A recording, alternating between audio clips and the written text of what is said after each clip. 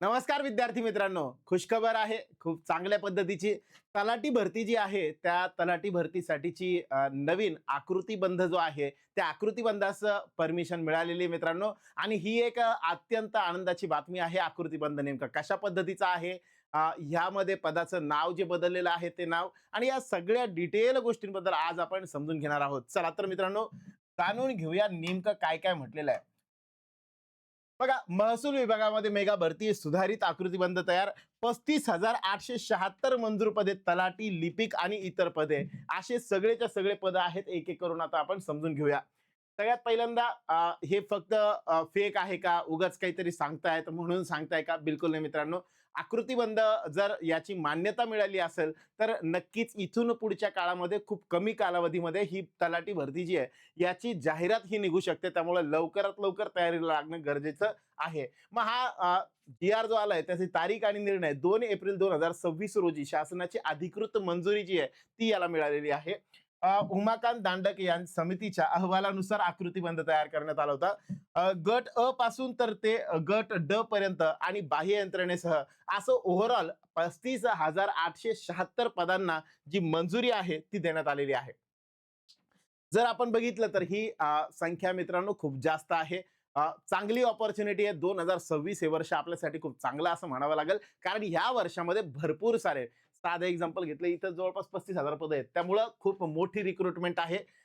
यामुळं नेमकं काय काय याच्यामध्ये आहे, सगळ्यात पहिल्यांदा गट क मध्ये आपल्याला भरपूर संधी आहेत. नायब तहसीलदार असेल यांची 1,264 पदं, लेखाधिकारी 478 पदं, ग्राम महसूल अधिकारी, तलाठी व मंडळ अधिकारी यांची काही पदं आहेत.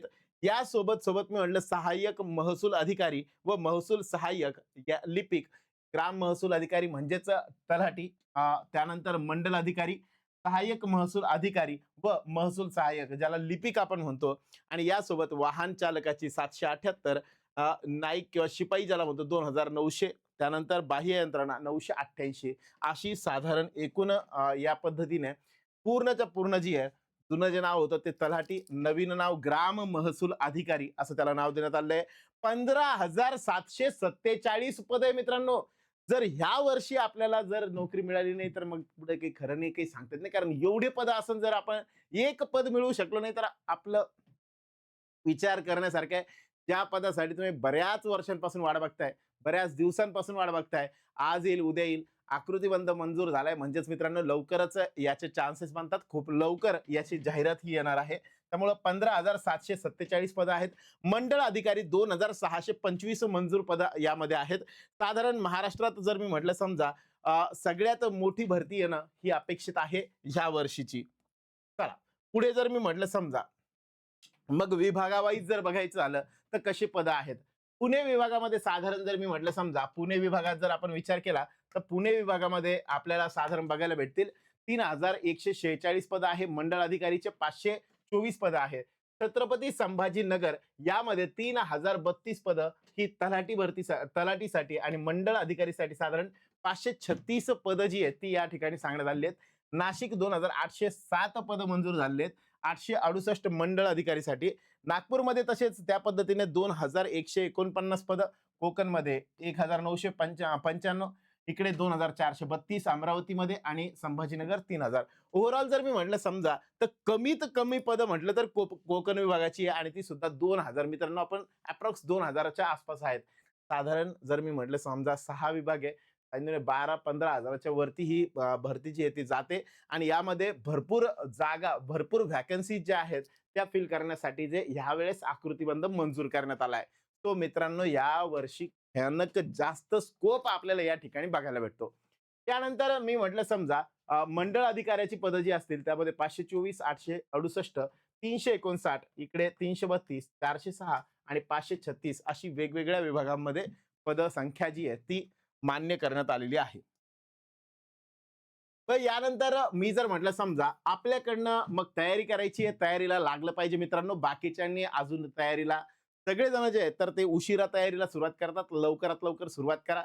मग तयारी कशी करावी यासाठी मित्रांनो आपल्या महासरल एज्युकेशन ह्या ॲपमध्ये तलाठी भरतीसाठीचे आतापर्यंत झालेले जे काही PYQ आहेत त्यांचे पेपर्स जे आहेत मेमरी बेस्ड पेपर तुम्हाला ॲपमध्ये बघायला भेटतील. ते ॲपमध्ये अपलोड करण्यात आलेले आहेत.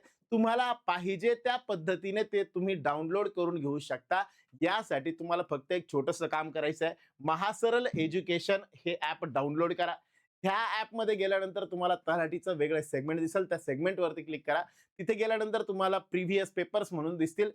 फ्री मटेरियलमध्ये, फ्री पीडीएफमध्ये त्यामध्ये जा आणि त्याच्यामध्ये गेल्यानंतर हे तलाठी जो आपला मेन्स म्हणजे जेवढे पेपर्स झालेले आहेत त्याचा प्रिव्हियस इयरचे पेपर्स जे आहेत ते बघून घ्या.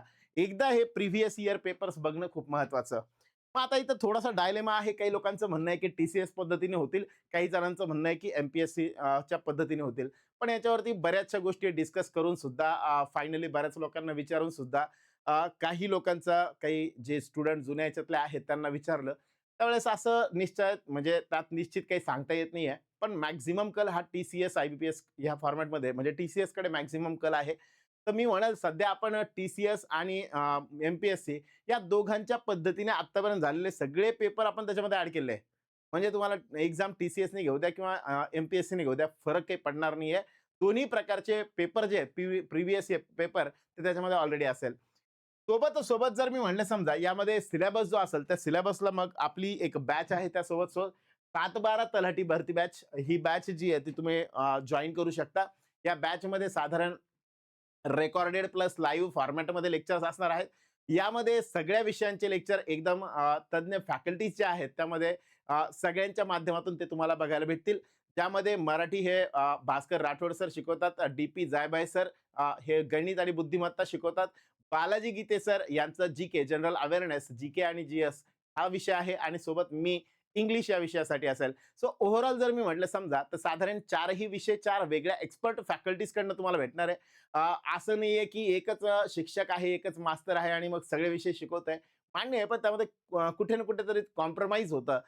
मी असं म्हणेल की त्या कॉम्प्रोमाइज पेक्षा we should focus on special सब्जेक्टची एक्सपर्टीज जी असते त्या सब्जेक्टनुसार जर आपण गेलो तर तुम्हाला चांगलं कंटेंट त्यामधनं भेटू शकतं आणि म्हणून चांगल्या कंटेंटकडे जा आणि या पद्धतीने ही बॅच तुम्ही जॉईन करू शकता.